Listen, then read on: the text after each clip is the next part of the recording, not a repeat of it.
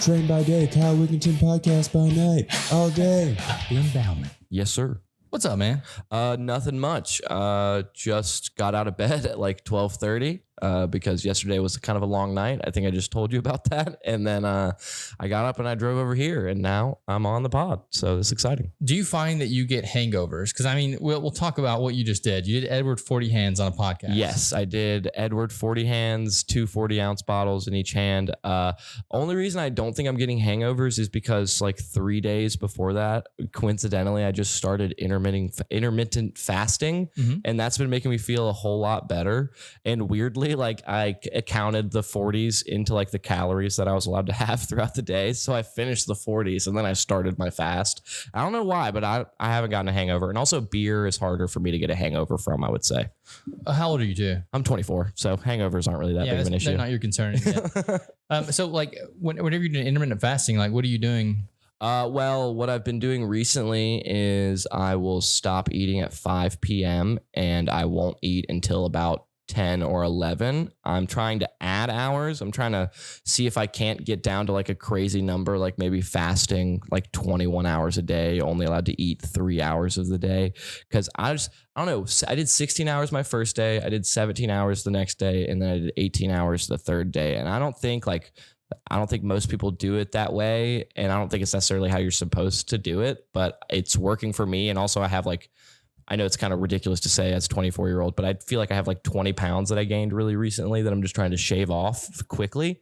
And I am losing, like I've lost like 5 pounds in the past 4 days. And I don't feel weird. I feel pretty good. So I don't know. I'm jealous of your lower body. Yeah. Well, yep. You're not the first one to say that. I am known as the comedian with a fat ass in the New Orleans comedy community. So that's a fact. Is this just like a genetic thing? It is genetic, but it's genetic in a way where you'd be hard pressed to find what single member of my family passed it on. It almost is like just all the genes put together gave just me this big ass. It's incredible. Like you never worked out for that. I will say I never worked out, but the first time I ever went on the squat rack, I was the highest squat max of my freshman class. So. Absolutely. You got like 1 million pound ass there, dude. Yeah, I know.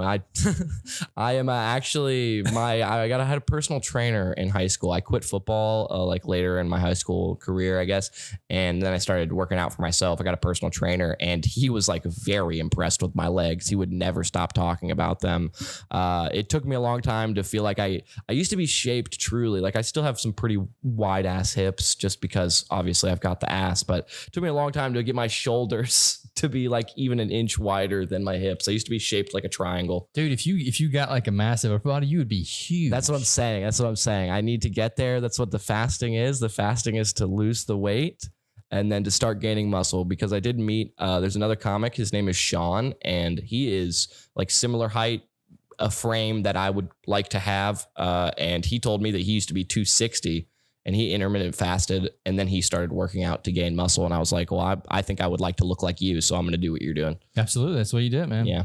Yeah. I love fasting. I've been doing it for a while now, not the intermittent, but like every now and then I'll do like a 3 or 4 day fast. Wow. It's crazy. Everybody who knows about fasting or has done any research about it, they'll always bring that up when I start talking to them about how I'm intermittent fasting. And I'm very curious. And I think the end goal is to possibly be able to fast for longer than a day. I think that's internally probably why I'm moving up an hour. I just want to see how close I can get to like, can I just not eat for a full day? And if I can't eat for a full day, what would happen if I didn't eat for 2 days? How much pounds would shave off me then? Who knows? And I think I would hope that I could do that one day. Well, it's not even about shaving pounds at that point. It's about getting healthy. Like, yeah. 'Cause your body starts releasing stem cells at that point. Right. I will say one of the people I work with, he told me something about like how a lot of religions actually think that fasting for multiple days occasionally is like something that keeps the body healthy, to flush out toxins and to create new cells, stem cells, like you just said.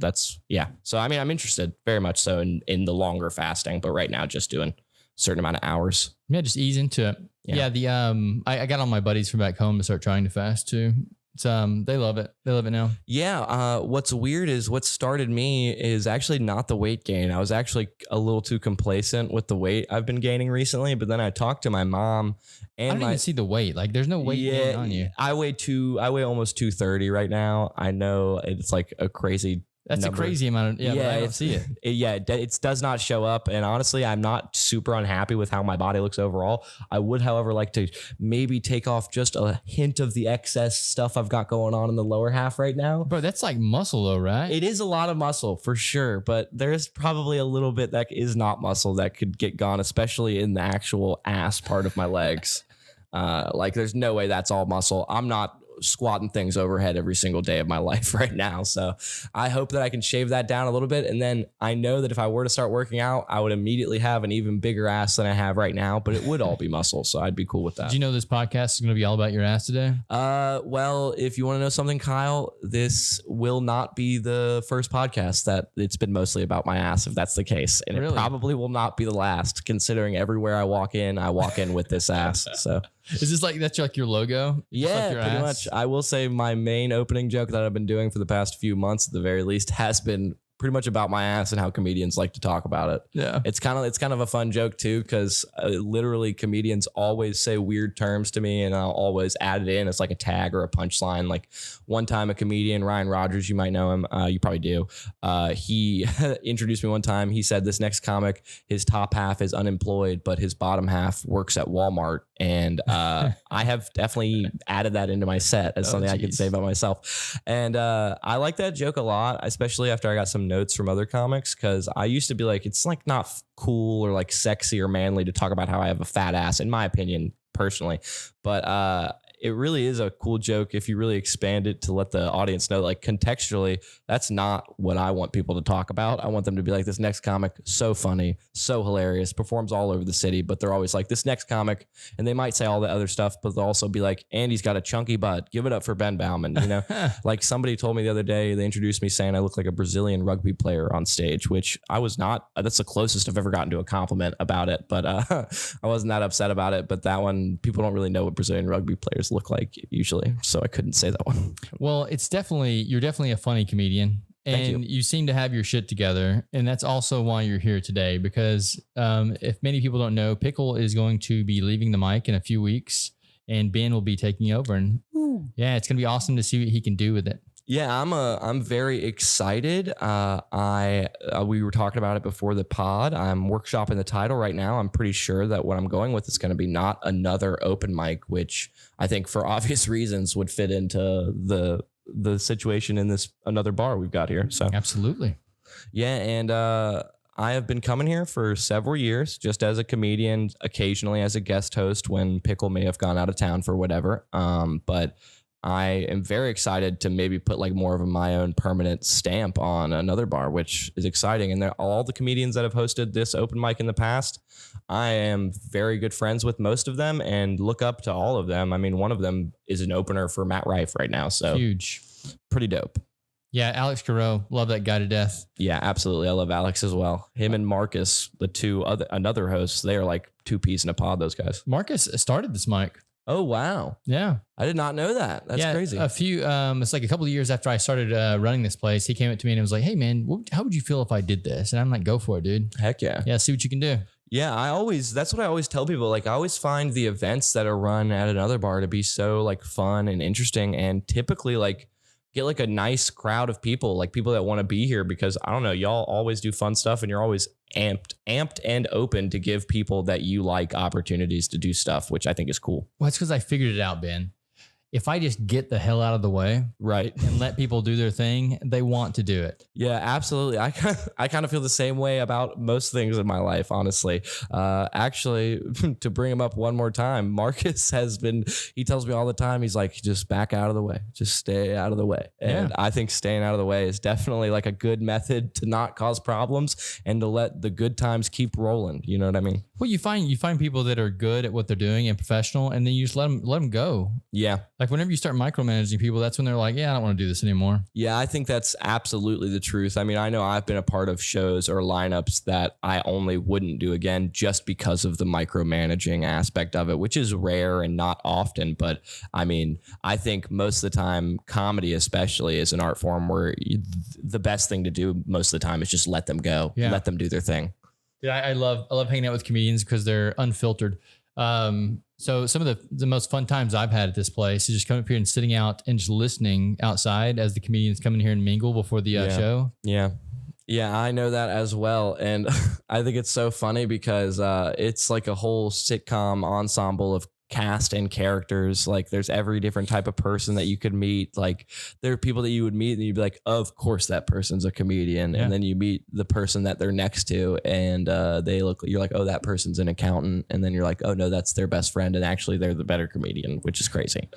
Yeah, that's when Chance McAdam and I, we started making some short films. Right. I've been seeing a lot of that. I saw that he had something premiere yesterday at Big Couch. The Heckler, yeah. Yeah, pretty cool. Yeah, so I didn't make it out to it. Unfortunately, I forgot.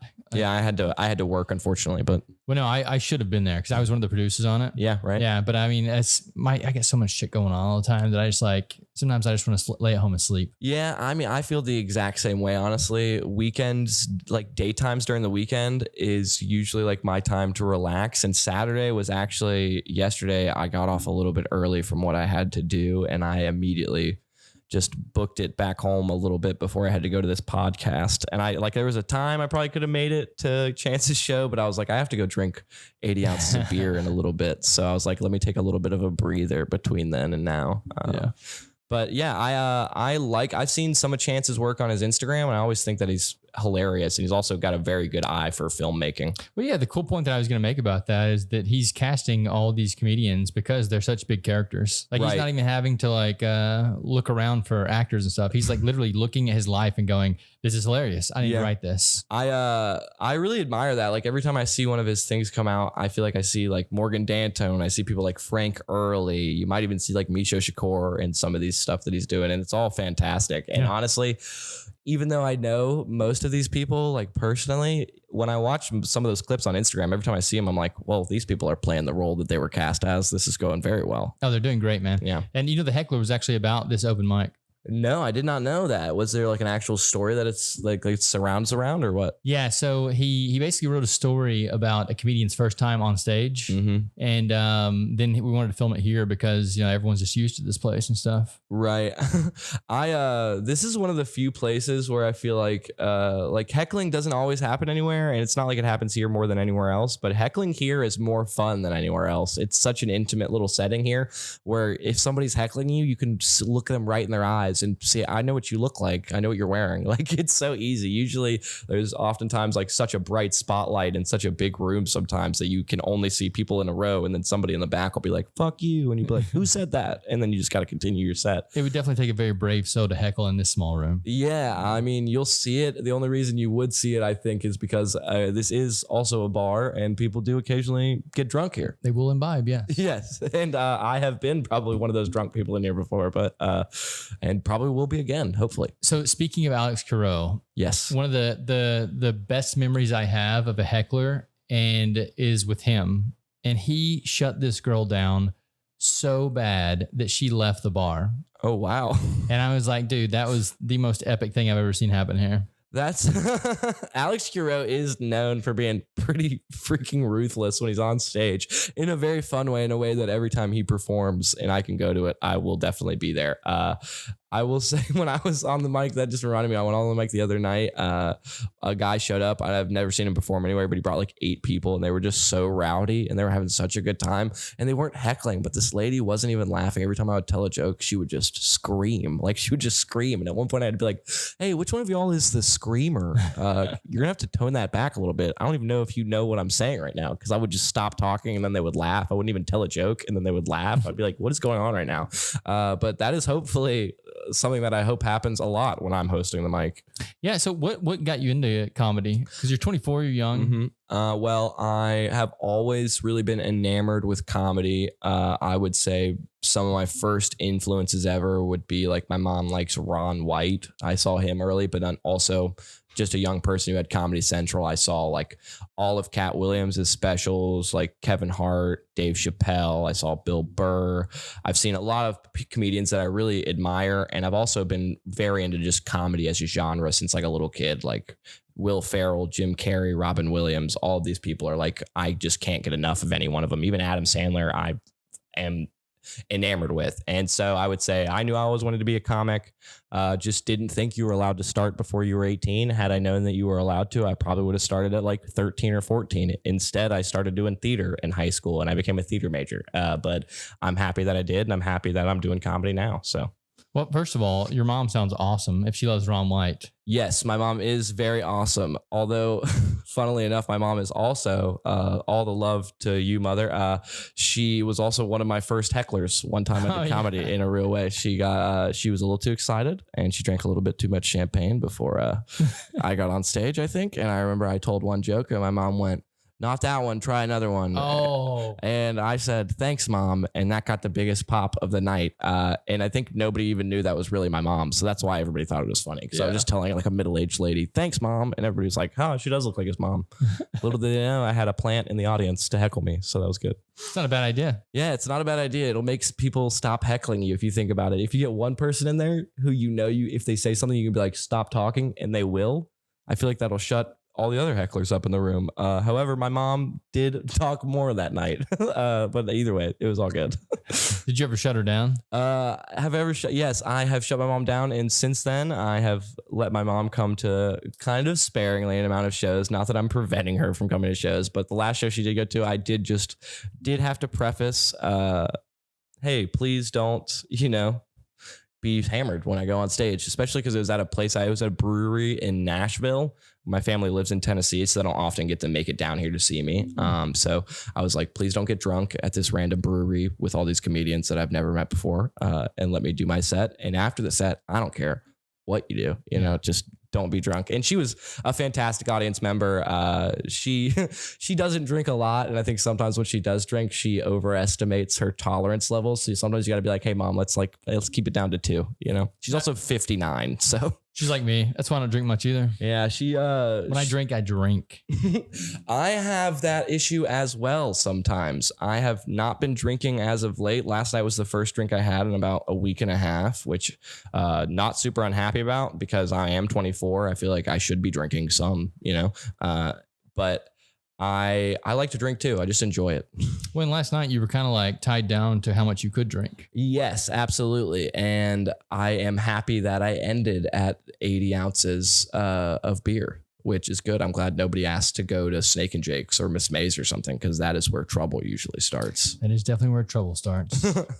I will say the other night there was a show at Comedy House and Colton was like, "I'm going right over to another bar." And I was like, "Oh, I want to go there, but I got to go home and go to sleep because I'm fasting." I knew if I came here, I would start eating all the popcorn out of the machine and ordering like double Jack and Cokes all night. I was like, I can't do that to myself. I feel that, dude. Yeah. So you're from Tennessee? Well, let me give you a little rundown geographically. I was born in Cincinnati. My parents got divorced at a very early age, but they both lived in Cincinnati and they both got remarried. My dad moved to Nashville. My mom moved to Fort Worth, Texas. Okay.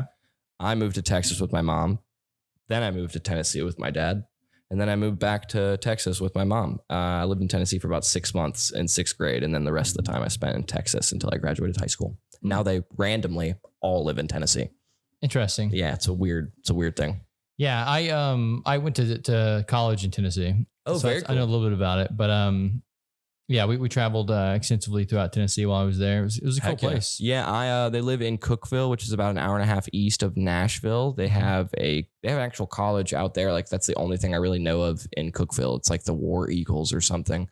And then I know that when I'm going there in a couple days, actually, and possibly I'll get to do some shows in Knoxville, Tennessee. So that'll be pretty cool. I'm excited. I've never been to Knoxville outside of just going to see my Aunt Debbie's house. So I don't really know what they have out there. So you should definitely do some shows while you're up there. I think that's one thing that more comedians should do is expand out whenever they're traveling. Yeah. And luckily for me, I work at Comedy House New Orleans and I do meet a lot of new faces and people that are like in town for the weekend and just want to get a spot. And luckily, literally for what they come in town for, I have the opportunity a lot of times to do that when I go into their town, which is fantastic. Yeah. Yeah. And I don't think when I first started working there, I don't think I knew how to utilize networking and utilize like contacts. But the older you get, I feel like not to sound like a little bit dark or upsetting, but like a little bit more desperate you become. At least like you become more desperate for yourself, which I feel like is actually a good thing. Just advocating for your own progress, because it's very hard to convince other people to do that for you. Yeah, I mean, other people are where they're trying to make themselves. They're trying to worry about their own progress. So when it comes to you, like they don't really care about you. Yeah, but networking is key, man. Like if you have the right people in the right positions, yeah, you can do anything. Yeah, and I will say, hindsight 2020, I went to a pretty expensive private high school randomly in Texas because the public schools where I lived were not very good. And I really wish I knew about networking then, because I'm pretty sure somebody I went to high school with like owns the Houston Astros and or owns the Dodgers or something. So I'm like, who are these rich people I went to school with? I never really associated with that much. Yeah. Now I went to Loyola and now I'm a comedian in New Orleans. So, different life tracks, I guess. Unfortunately, I went to I lived in a very small town. Right. So there's no Astro owners there. Yeah. I mean, I lived in Fort Worth, which I feel like is, from what I can remember, I haven't been there in a little bit, but like that is truly like the gentrified capital of the world. Like everywhere is like, there's a Blaze Pizza on every corner. There's like every avenue. There's also like 40 different $20,000 a year private schools in Fort Worth, Texas, which is wild. People are just wildly rich in Fort Worth and wildly poor, which is upsetting. But where's all the money coming from there? Well, we have a lot of like prominent families in Fort Worth. You got like the Bass family. Well, is it like Bass Pro or something? No, probably bigger than Bass Pro. I would say like a lot of like families, at least that I went to school with, there were people that like owned giant ranches with like massive amounts of cattle. There were people that owned baseball teams, but really the baseball team was like a side hobby. They really owned like 40 oil rigs in the ocean somewhere. And the richness, some of them I think weren't as rich as maybe they put off, but I think when you go to school, some of those kids have been going to school together for 12 years because it was like a K through 12 private school that I ended up going to for high school. And so like, I don't know. I didn't really fit in originally. By the end of high school, I was kind of getting the hang of it, hanging with these rich people. Does that influence your comedy at all? I would say that I do have some jokes about living in Texas. I definitely try to, I think my education was very good in high school. I think I learned a lot like perspectives and stuff like that. Like I went to like a very high level preparatory school and then I became a theater major. So I'm actually really happy I went to like a high level high school. So I got to like get at least some ground floor knowledge before I just went and learned how to pretend on stage for 4 years. Yeah. So I am happy that I got that perspective. And wait, repeat your question. I'm sorry. I asked if that influenced your comedy at all, or what do you draw influence from? I think it helps me have a more advanced perspective on like, say, like I don't do a lot of social commentary, but I do think I have a more nuanced ability to kind of attack some things that are like going on in modern day. Like, I mean, like a lot of times I will do jokes just about like local news articles that I read recently. Like I do a joke about this article I saw about the NOPD hired a miniature horse in Patches. It's like a 1.5 minute long joke, but it's very fun. I also have a joke about the global governing body of chess and like trans people being excluded from female professional chess games, which is like a true thing that I read. And that's my girlfriend walking outside also. She's just trying to get in here? No.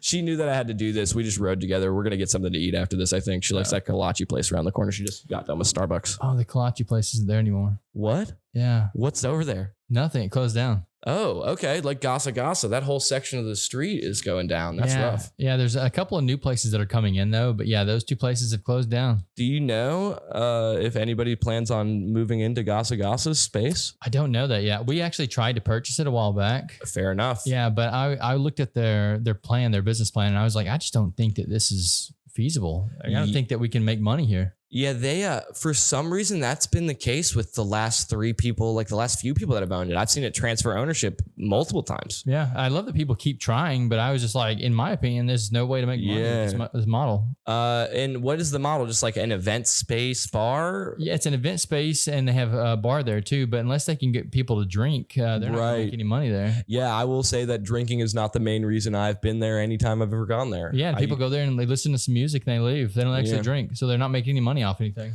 That's crazy. I mean, I know at comedy clubs around the country, it's like usually a 1 or 2 drink rank minimum just to pay for the services like electricity that to hoist the club up and to make it keep functioning. But yeah, Gasa Gasa was always such a fun place. But I will say that I have probably been unintentionally a reason why it might have closed down, because I've definitely gone there to see like a friend's band in college and probably got drunk beforehand or wasn't planning to get drunk at all, you know?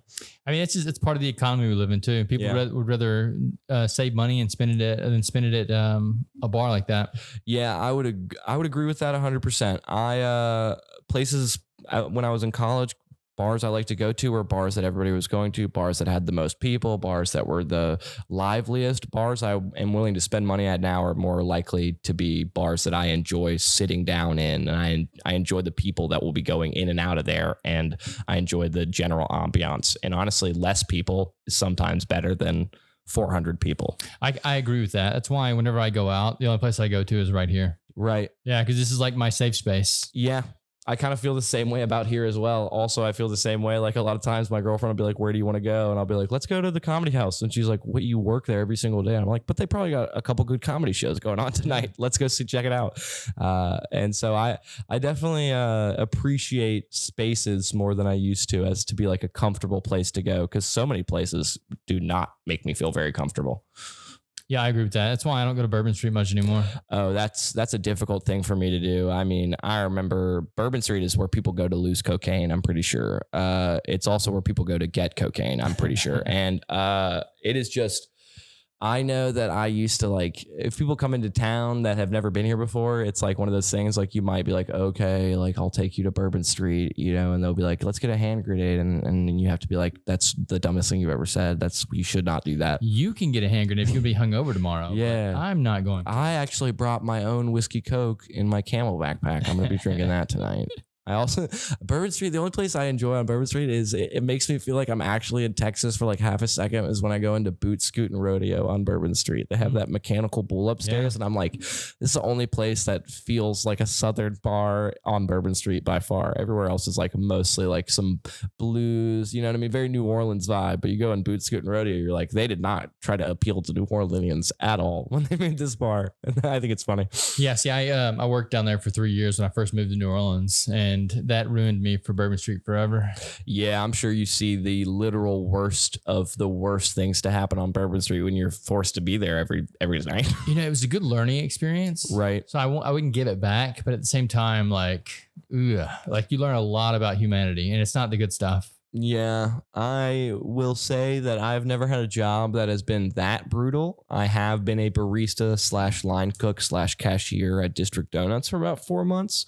And I will say that actually definitely gave me some ability to like work harder, because it's a high level position, especially the District Donuts on Jackson and Magazine, if you know what I'm talking about. Mm-hmm. That is busy all the time. And it was like right after COVID. So it was just picking up, getting busy again.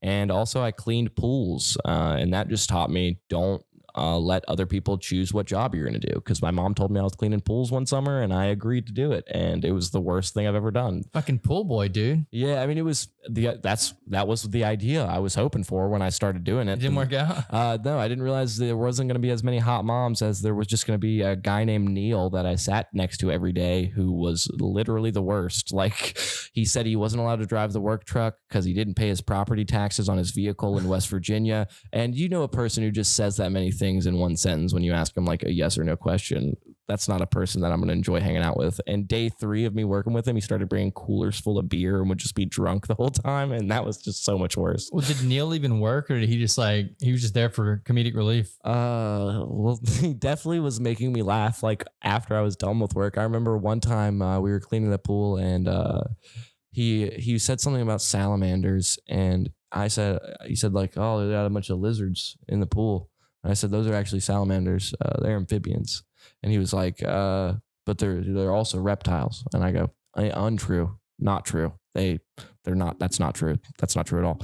And he was like, Is it not? No. Okay. So it's like, if salamanders fall into the same class of animals as like frogs and toads and stuff like that. They start as a tadpole, and then they grow up and their gills change to lungs, and they start breathing air, but they're still like an aquatic animal.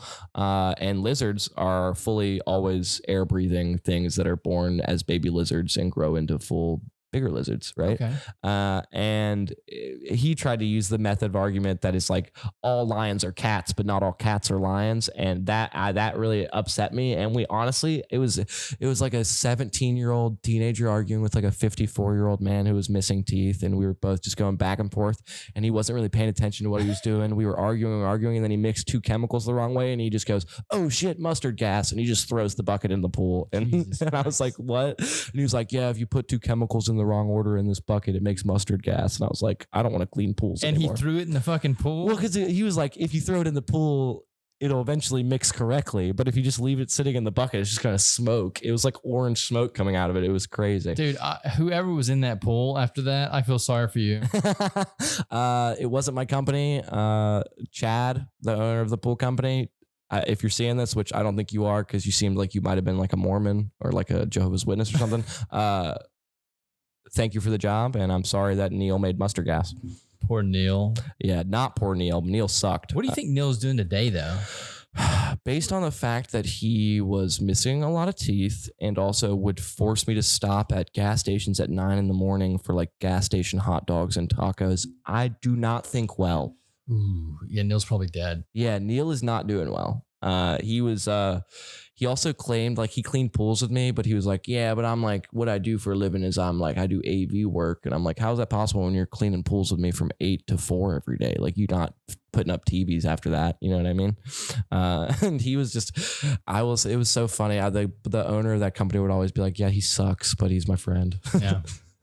Which is a lot of jobs, honestly. I've had people like that before. You're like, this person's loyal to the company or whatever. Yeah. They do suck at their job, but. Yeah. Funnily enough, the guy I did a podcast with all the time, he used to work at Comedy House with me. And I joke with him all the time. And I go, we loved you, but you were not good. Yeah. You were not good at your job. And did he know it? He's like, yeah. He knew that he got told that he wasn't doing well more than anybody else did for sure. If we were keeping tallies, it was like it was just a board of his tallies pretty much.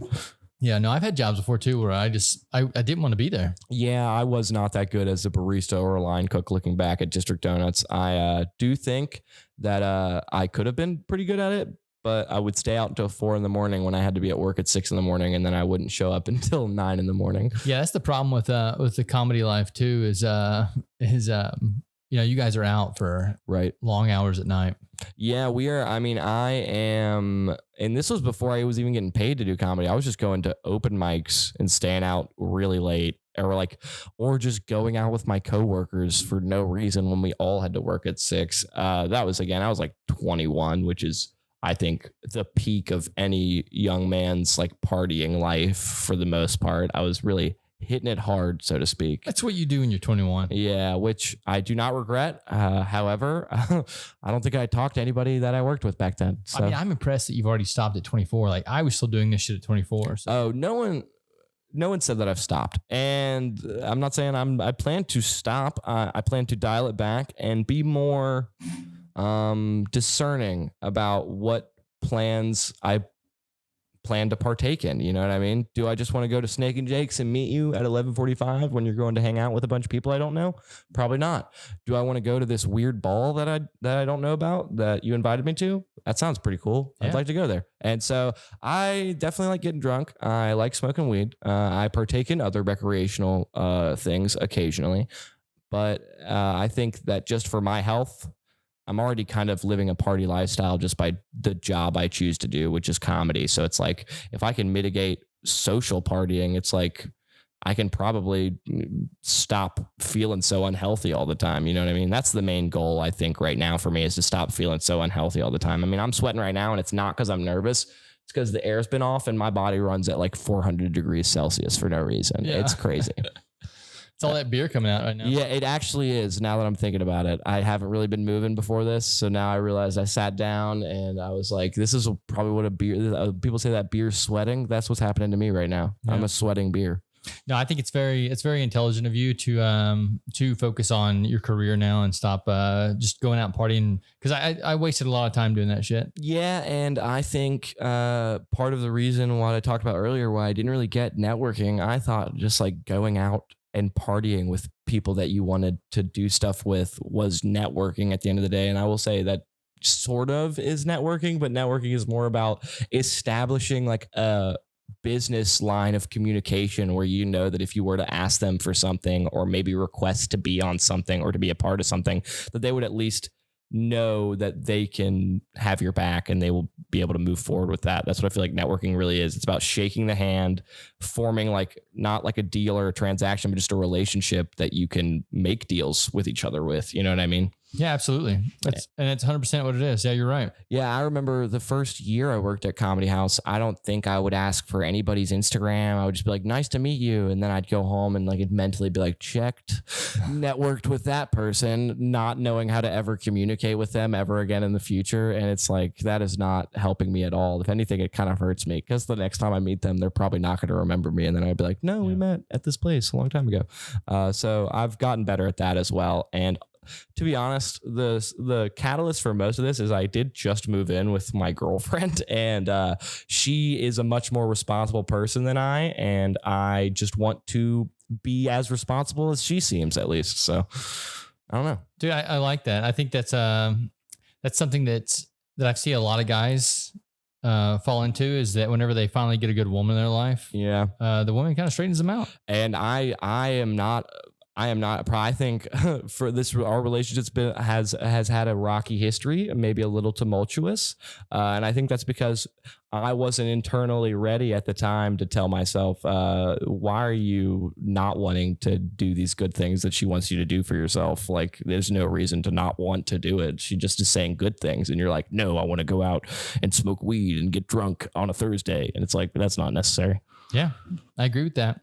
But I will occasionally, if anybody who's watching this ever wants to come see me here on Tuesday, there is probably a medium chance I might be a little drunk. So that would be fun. You know, it's okay. And we also have non-alcoholic drinks now. Yes, I do drink those THC seltzers that y'all have too. I like those a lot. Well, yeah, so we got THC, but then Ryan Rogers, speaking of him again, he was requesting some non-alcoholic choices because he is totally sober. Yes. So I started carrying some non-alcoholic stuff for those guys. Like originally I was kind of fighting that because I was like, no, it's a bar. Yeah, right. But now I'm like, you know what?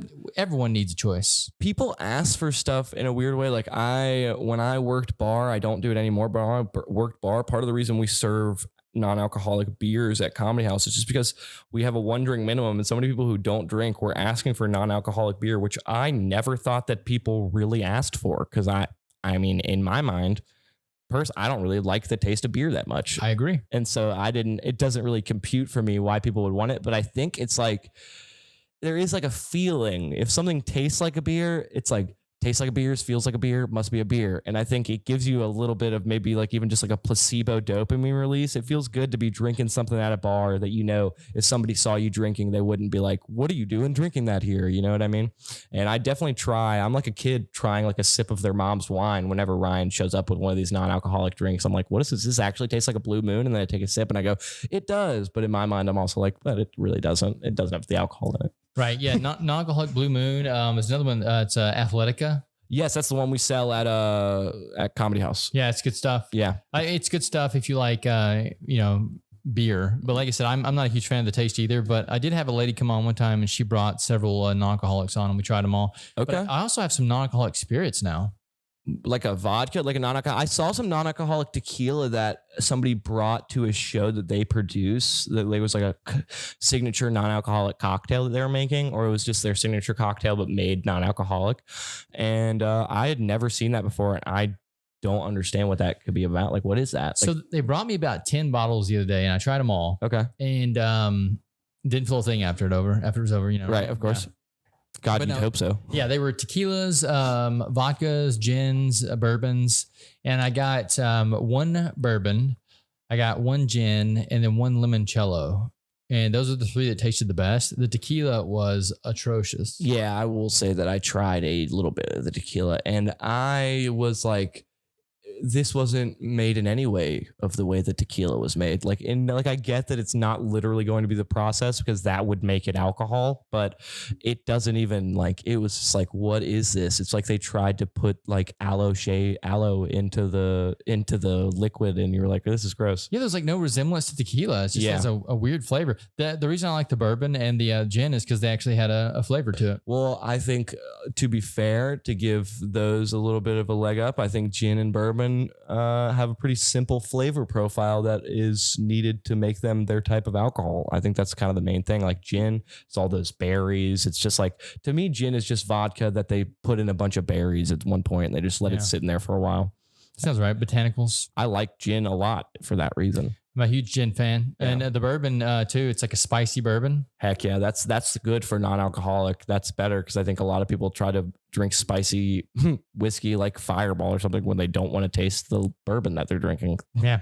So we get some delicious delicious flavors. Also another one that's fixing to come to us, and I'm not sure if it's legal to actually serve in bars yet, but the guy who owns the company is going to send me a bottle of it, but it's THC liqueur. Oh, I've seen that before. That's pretty cool. Yeah, that is. I've not seen them sell that anywhere publicly. I've seen it on the internet, I should say. But that would be super awesome. And would it be like a higher content of weed than like a weed seltzer? Yeah. So what it is basically just a bottle of the THC stuff that they use in the seltzers. Right. But they're going to mix some kind of other liquid with it too. So it's essentially just, you'll take a shot of it or mix it into a non-alcoholic beverage. Like if I made a mojito that's non-alcoholic, I could add a shot of THC in it. So make a THC mojito. That's pretty cool because we also have this thing at a comedy house called Mockley. I don't know if you've ever heard of it. It's a locally made company, I believe. At least that's what the bar manager has told me. And it is like, we have two different flavors. One's like tangerine and the other one's like pomegranate. They're both like cocktail flavors. So like they're called Mockleys, obviously like a fake cocktail, like a mocktail. And people oftentimes will order one of those Mockleys and be like, can you also put alcohol in this? Get the fuck out of here. so they'll be like, I really want that, but also can you make it a drink? And obviously we'll say yes, but now they're just going to be paying for the full Mockley and the shot. Yeah, and a full shot of liquor. Yeah. And which we're no complaints from the business side of things for sure. But I think it would be more interesting if we could have some like THC liqueur where somebody was like, I'm not drinking, but like, what can you do for me? And it's like, well, we could do this for you. That would be pretty dope. Yeah, like I said, I still think it's illegal right now to do. Maybe we could serve it setup style. But whenever the person sends it to me, I'll let you try some of it. Heck yeah, that's dope. Well, Ben, is there anything else you'd like to add? Where can the people find you at? Well, I am starting like during July. You will be able to see me here every Tuesday. Also, you'll be able to see me every Monday at 8:00 at Comedy House New Orleans. And it's July 30th, right? July 30th, yes. Okay, July 30th is his first day here. And where can the people find you out on social medias? I am at Ben H. Bauman, Bauman. And you can follow me on Instagram, was where I would like you to follow me. Perfect. Thank you for coming in today, Ben. I look forward to seeing what you do with the mic. Thank you. I'm very excited to be a part of it. And I'm very excited to continue the tradition of doing a show here every Tuesday.